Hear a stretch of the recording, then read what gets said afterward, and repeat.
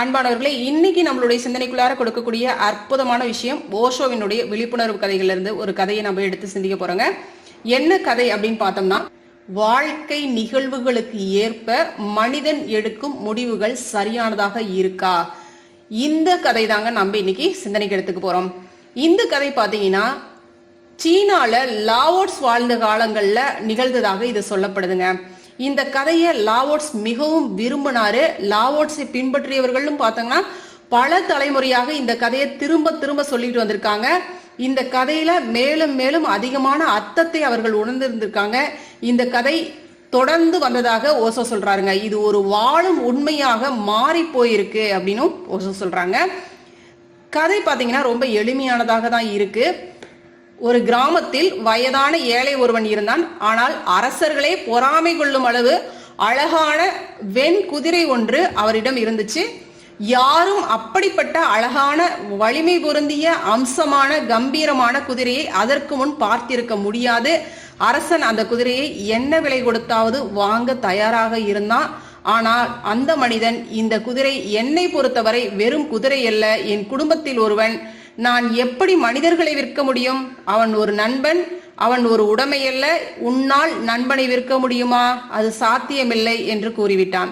அவன் மிகவும் ஏழை, எல்லா வழியிலும் சபலம் வர வாய்ப்பிருந்தது.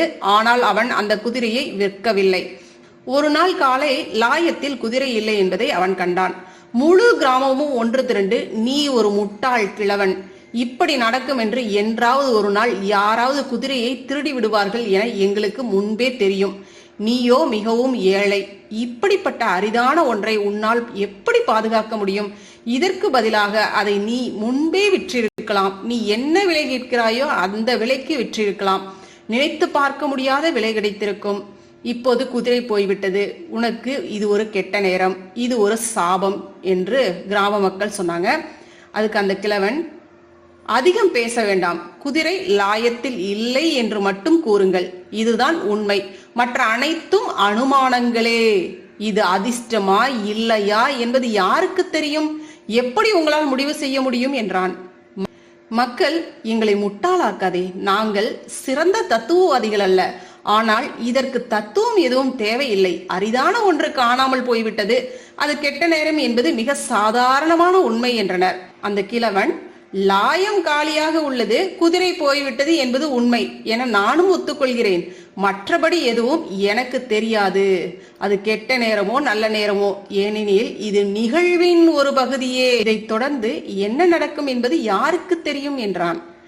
மக்கள் சிரித்தனர். கிழவனுக்கு புத்தி பிசகிவிட்டதென அவர்கள் நினைத்தனர். அவன் எப்போதும் கொஞ்சம் கிறுக்கனாகவே இருப்பான், அது எல்லோருக்கும் தெரியும். இல்லாவிடில் இந்த குதிரையை நல்ல விலைக்கு விற்று பணக்காரனாகி இருக்கலாம். ஆனால் அவன் விறகு வெட்டியாகவே வாழ்ந்து வந்தான். அவனுக்கும் மிக வயதாகிவிட்டது. இருப்பினும் காட்டுக்கு சென்று மரங்களை வெட்டி கொண்டு வந்து விற்று கொண்டிருந்தான். அவன் சம்பாதிப்பது கைக்கும் வாய்க்குமே போதவில்லை. அவன் வறுமையிலும் வேதனையிலும் வாடிக்கொண்டிருந்தான். இப்போது அவன் ஒரு கிறுக்கன் என்பது மிகவும் ஊர்ஜிதமாகிவிட்டது. 15 நாட்களுக்கு பிறகு திடீரென ஒரு இரவில் அந்த குதிரை திரும்பி வந்துவிட்டது.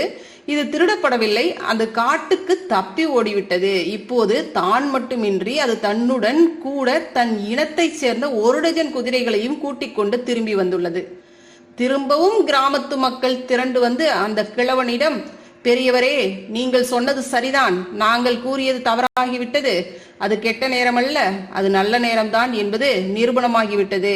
நாங்கள் வலியுறுத்தி கூறியதற்காக எங்களை மன்னித்துக் கொள்ளுங்கள் என்றனர். அந்த கிழவன், மறுபடியும் நீங்கள் அதிகமாக யோசிக்கிறீர்கள். அந்த குதிரை திரும்ப வந்து விட்டது என்றும் அதனுடன் இன்னும் 12 குதிரைகள் வந்துள்ளன என்று மட்டும் கூறுங்கள். ஆனால் தீர்மானிக்காதீர்கள். இது ஆசீர்வாதமா இல்லையா என்பது யாருக்கு தெரியும்? இது நிகழ்வின் ஒரு பகுதியே. முழு கதையும் தெரியாமல் எப்படி உங்களால் முடிவு செய்ய முடிகிறது? ஒரே ஒரு பக்கத்தை படித்துவிட்டு முழு புத்தகத்தையும் எப்படி விமர்சனம் செய்ய முடியும்? ஒரு பக்கத்தில் ஒரே ஒரு வரியை படித்துவிட்டு எப்படி அந்த பக்கத்தை பற்றி பேச முடியும்? ஒரே ஒரு எழுத்தை மட்டும் படித்துவிட்டு எப்படி அந்த வரியை பற்றி கூற முடியும்? நமது கையில் அந்த எழுத்து அளவு கூட இல்லை.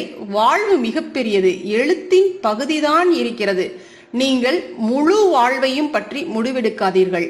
இது ஒரு ஆசீர்வாதம் என கூற வேண்டாம், யாருக்கும் தெரியாது. முடிவெடுக்காமல் இருப்பதே எனக்கு மகிழ்ச்சியாக உள்ளது. அதனால் என்னை தொந்தரவு செய்யாதீர்கள் என்றார்.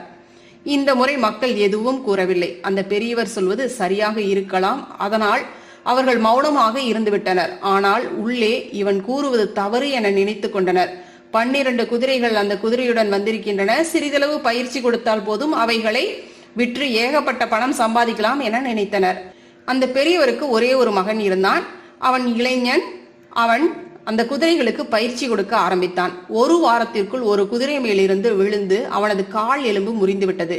மக்கள் திரும்பவும் கூடி, மக்கள் எப்போதும் எங்கும் ஒரே மாதிரிதான், உங்களைப் போலவேதான் தீர்மானித்தனர். அவர்களின் முடிவு மிக எளிதாக வந்துவிடக்கூடியது.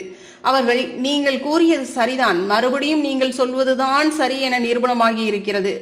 இது ஒரு வரப்பிரசாதம் அல்ல, இது ஒரு கெட்ட காலம்தான். உனது ஒரே மகன் தனது கால்களை இழந்து விட்டான். உன்னுடைய வயதான காலத்தில் அவன்தான் உனக்கு ஒரே ஆதரவு. இப்போது நீ மிகவும் கஷ்டப்பட போகிறாய் என்றனர். அந்த வயதானவன், நீங்கள் முடிவெடுப்பதற்கு மிகவும் ஆவலாக உள்ளீர்கள். வெகு தூரம் நினைப்பை ஓடவிட வேண்டாம். எனது மகன் தனது கால்களை ஒடித்து கொண்டான் என மட்டும் கூறுங்கள். இது ஒரு சாபமா வரமா என யாருக்கு தெரியும்? யாருக்கும் தெரியாது.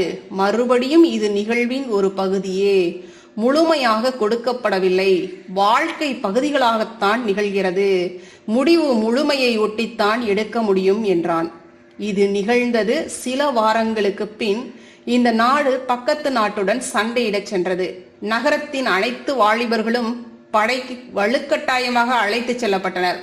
அந்த பெரியவரின் மகன் மட்டும் விட்டு வைக்கப்பட்டான். ஏனெனில் அவன் முடமானவன். மக்கள் எல்லோரும் அழுது அரற்றினர். ஏனெனில் ஒவ்வொரு வீட்டிலிருந்தும் இளைஞர்கள் வலுக்கட்டாயமாக கூட்டிச் செல்லப்பட்டனர். அவர்கள் திரும்பி வருவதற்கான சாத்தியக்கூறே இல்லை. ஏனெனில் அவர்கள் சண்டையிட போகும் நாடு மிகப்பெரியது. இந்த சண்டை தோல்வியுற போகும் சண்டைதான். அவர்கள் திரும்பி வரப்போவது இல்லை. அந்த நகரம் முழுவதும் அழுது கொண்டும் அரற்றி கொண்டும் விம்மிக் கொண்டும் இருந்தது.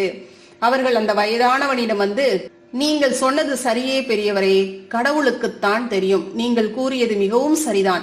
இது வரம்தான் என்பது நிரூபணமாகிவிட்டது. உனது மகன் முடமாகி இருக்கலாம், ஆயினும் அவன் உன்னுடன் இருப்பான். எங்களது மகன்கள் ஒரேடியாக போக போகிறார்கள். குறைந்தபட்சம் இவன் உயிருடன் உன்னோடு இருப்பான். மெதுவாக நடக்கக்கூட ஆரம்பிக்கலாம். சிறிதளவு நொண்டி நடப்பவனாக கூட இருக்கலாம். ஆனாலும் அவன் சரியாகி விடுவான் என்றனர். வயதானவன், உங்களுடன் பேசவே முடியாது.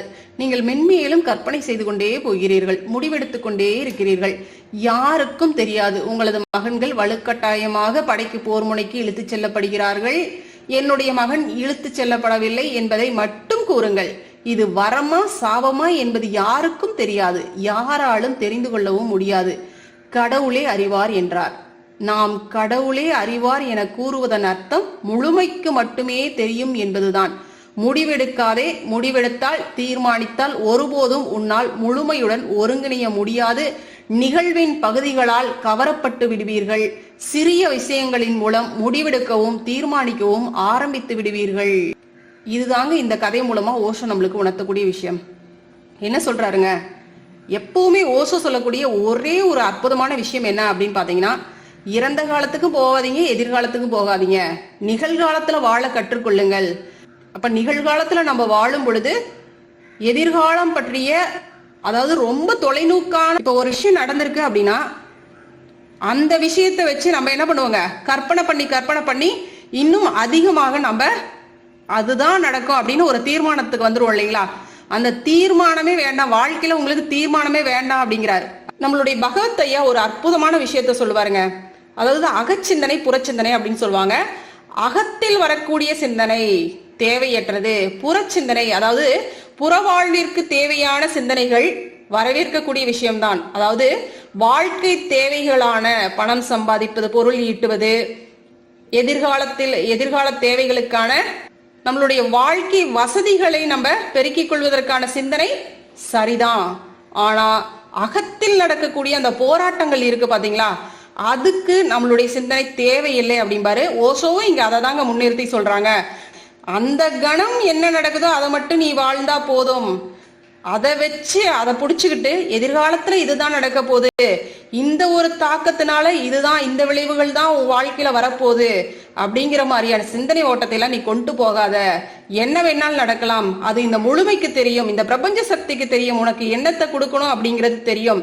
ஏன்னா நீ செய்த செயலுக்கான விளைவுதான் அங்க வரப்போகுது. நீ என்னதான் நினைச்சினாலும் அங்க ஒண்ணும் நடக்க போறது கிடையாது.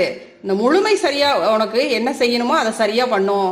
அதை தாங்க இங்க ஓஷோ நம்மளுக்கு இந்த கதை மூலமா தெரிஞ்சுக்கணும்னு நம்மளுக்கு இந்த கதையை கொடுத்திருக்காரு.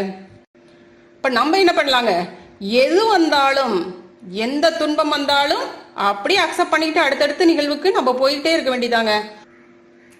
வேதாத்ரி மகரிஷி அற்புதமா ஒரு விஷயத்த சொல்லுவாங்க, எந்த துன்பம் வந்தாலும் எதிர்நோக்கி நிற்பாயேல் இன்பமே மிகுதிப்படும் துன்பங்கள் தோல்வியுறும் அப்படின்னு பாருங்க. கவலையை விட்டுட்டு தைரியத்தோட நம்ம ஆற்ற வேண்டிய கடமை என்ன அப்படின்னு நம்ம சிந்தித்து செயல்பட்டால் நமக்கு வாழ்க்கையில எப்போதும் கவலை அப்படிங்கிற ஒரு விஷயமே இல்லை. எல்லாமே நம்மளுக்கு வாழ்க்கையில நடக்கக்கூடிய ஒரு சிறு சம்பவம் தான். அது எல்லாமே நிகழ்ச்சி தான். நம்ம எப்படி ஒரு நிகழ்ச்சியை வேடிக்கை பார்க்கறோமோ அதே மாதிரிதான் நம்மளோட வாழ்க்கையில் நடக்கக்கூடிய நிகழ்ச்சிகளும் பாத்தீங்கன்னா. இதுவே பாத்தீங்கன்னா சிறிது காலம் கழித்து நம்ம திரும்பி பார்க்கும் பொழுது நம்ம என்ன பண்றோங்க, நம்மளுடைய வாழ்க்கை நிகழ்வுகளை மற்றவங்களுக்கு இந்த மாதிரி என் வாழ்க்கையில இப்படி ஒரு கதை நடந்துச்சு அப்படின்னு சொல்றோம் இல்லைங்களா. அப்ப அது என்ன ஆயிருதுங்க, அது ஒரு நிகழ்வுகளாக மாறி போயிருது. அதுதான் விஷயம், ஒரு சம்பவம், நிகழ்ச்சி, தட்ஸ் இட். இது மட்டும் நீங்க மைண்ட்ல வச்சுக்கோங்க, அவ்வளவுதாங்க. ஏன்னா இது இப்படி ஆகும் அது அப்படி ஆகும் அப்படின்னு நம்மளுடைய சிந்தனைக்கு மட்டும்தான் நம்ம கொடுக்குறோமோ ஒழிய அது செயல்பாட்டுல வருதா. நிறைய விஷயங்கள் சிந்திச்சு பாருங்க. நம்மளுடைய வாழ்க்கையில் நடக்கக்கூடிய நிகழ்வுகளை நம்ம மையமா வச்சு அடுத்த இதுதான் நடக்கும் அடுத்த இதுதான் நடக்கும் அப்படின்னு சொல்லி நம்மளுடைய வாழ்க்கையா இருந்தாலும் சரி மற்றவர்களுடைய வாழ்க்கையா இருந்தாலும் சரி நம்ம என்ன பண்றோங்க, தப்பு கணக்கு போட்டுறோம். ஆனா அங்க செயல் விளைவு நீதி அப்படின்னு ஒண்ணு இருக்கு இல்லைங்களா, அதுதான் அங்க நடக்கும். நம்ம எதிர்பார்க்கறது அங்க நடக்க போறது கிடையாது. அதனால நம்ம என்ன பண்ணலாங்க, எது வந்தாலும் அப்படியே ஏத்துக்கிட்டு நம்மளுடைய கடமை என்னவோ அதை செஞ்சுட்டு நம்ம அடுத்தடுத்து நம்ம போயிட்டே இருக்க வேண்டியதாங்க. அப்ப நம்ம கையில எதுவுமே இல்லை, எல்லாமே இந்த பிரபஞ்சத்தினுடைய கையில, இந்த இறைநிலையினுடைய கையில தான் இருக்கு அப்படிங்கிற ஆழ்ந்த நம்பிக்கையோடு அதை விட்டுட்டு நம்மளுடைய கடமைகளை நம்ம ஆற்றலாங்க. சரிங்களா? வாழ்க வளமுடன். நன்றி.